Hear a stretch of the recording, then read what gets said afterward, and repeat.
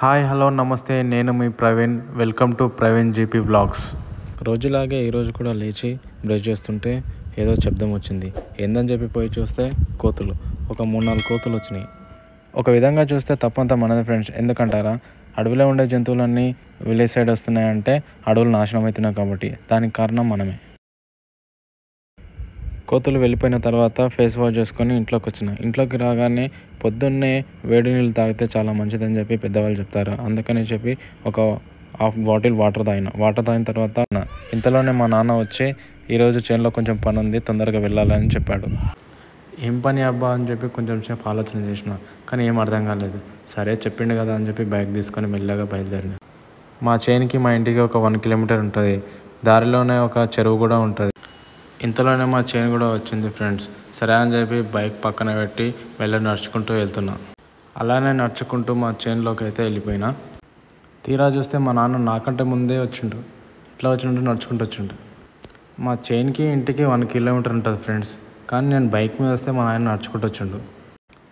ఎవరో పొద్దున్న వచ్చి మా చేనులో ఒక ఆవునైతే కట్టేసారు.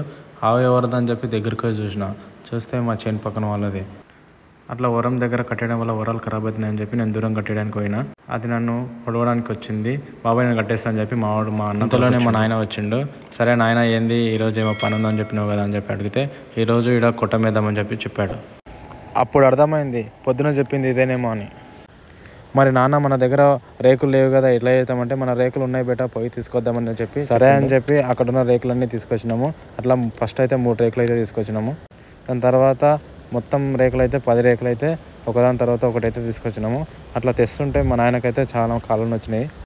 సరే తప్పదు కదా అని చెప్పి మేము కొట్టం ఏడైతే వేద్దాం అనుకున్నామో ఆడికైతే అన్నీ తీసుకొచ్చి అయితే పెట్టేసినాము. చాలా కష్టమైంది నాకు మా నాయనకైతే. దాని తర్వాత పెద్ద టాస్క్ మాకైతే కొట్టం ఇట్లా వేయాలన్నా అట్లా వేయాలన్నా అని చెప్పి ఒక 10 నిమిషాలు అయితే చాలా డిస్కషన్ అయింది. చివరకు మా నాన్న మాటనే గెలిచింది. దాని తర్వాత కట్టెలు కావాలని చెప్పి కట్టెలు తీసుకొచ్చి మొత్తం 4 కట్టెలు అయితే ప్రిపేర్ చేసినాము. 4 కట్టెలు నిలబెట్టి చూస్తే ఒక్కొక్కటి 9 ఫీట్లు అయితే ఉంది. 9 ఫీట్లు చాలా పెద్దగా అవుతుందని చెప్పి మళ్ళీ ఒక 2 ఫీట్లు అయితే మా నాయన కట్ చేయించిండు. కట్ చేయించిన తర్వాత అన్ని నిలబెట్టి చూసినాము. ఇప్పుడు పర్ఫెక్ట్ ఉందని చెప్పి అనుకున్న తర్వాత అన్నీ అయితే గుంజలు అయితే టైట్ అయితే చేసినాము మట్టి అంతా పోసి. అట్లా 4 గుంజలకైతే మొత్తం మట్టి అంతా పోసి ఫుల్ టైట్ అయితే చేసినాము. నేను మట్టి గుంజితే మా నాయన అయితే గడ్డపరతోటి టైట్ అయితే చేసిండు. అలా టైట్ చేయడం అయిపోయిన తర్వాత రేకులు అయితే వేయడం స్టార్ట్ చేసినాము. రేకులు వేయనీకైతే మస్తు తిప్పలైంది. ఎందుకంటే చాలా గాలి పెడుతుంది, రేకులు అయితే పడిపోతున్నాయి. ఫైనల్గా అయితే రేకులన్నీ ఒకదానికొకటి పేర్చుకుంటూ ఫైనల్గా 5 రేకులు అయితే పెట్టడం జరిగింది. అవుట్పుట్ ఎలా వచ్చిందో లాస్ట్కి చూపిస్తా. మధ్యలో ఒకసారి మా నాన్న అయితే మేకను కట్టేయడానికి వెళ్ళి వచ్చిన తర్వాత అయితే ఆ రేకులన్నీ మొత్తం సెట్ చేసినాము. మళ్ళీ సెట్ చేయడం ఎందుకంటే కొన్ని రేకులకైతే బొక్కలైతే పడ్డాయి. ఎందుకంటే వానాకాలము అన్ని రేకులు బయటే ఉన్నాయి కాబట్టి జంగు పట్టి మొత్తం బొక్కలైతే పడ్డాయి. దానికోసం అట్లా సెట్ చేయడం జరిగింది.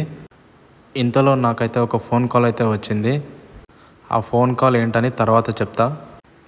ఇంటికి వెళ్తుంటే నాకు బాధ అయితే కనిపించింది. అది మెల్లగా చెరువులోకి అయితే మెల్లగా వెళ్ళిపోయింది.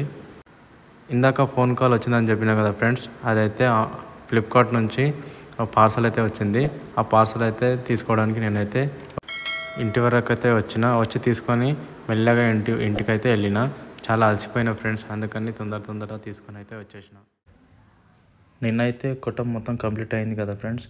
నైట్ అయితే చాలా వర్షం పడింది, దాంతోపాటు గాలి కూడా వీచింది.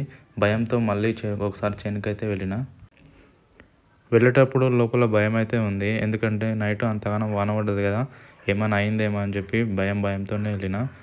కానీ పోయి చూస్తే మాత్రం ఏం కాలేదు. ఎందుకంటే మా నాన్న నాకంటే ముందు దాని మీద కట్టెలు అవన్నీ కట్టిండు.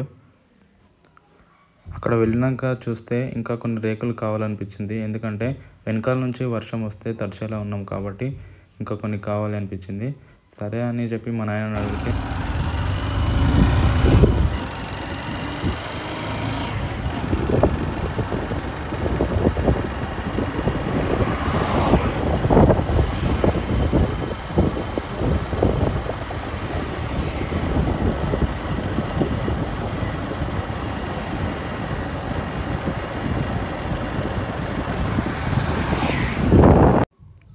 అట్లా మెల్లగా పరికి సైడ్ అయితే వెళ్తుంటే మధ్యలో ఒక పాత సామాన్ల షాప్ అయితే కనిపించింది.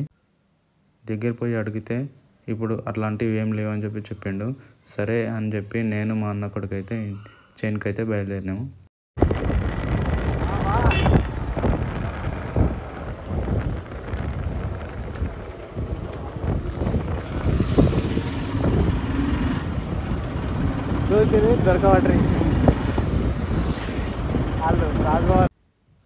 ఫైనల్గా అయితే నిన్న నేను మా నాన్న కష్టపడి వేసిన కూటం అయితే ఒకసారి అయితే చూసేయండి. బాయ్ ఫ్రెండ్స్, ఇది నా ఫస్ట్ వ్లాగ్. ఇంకా ఇలాంటి మంచి మంచి వీడియోస్ చేయడానికి ప్రయత్నం చేస్తా.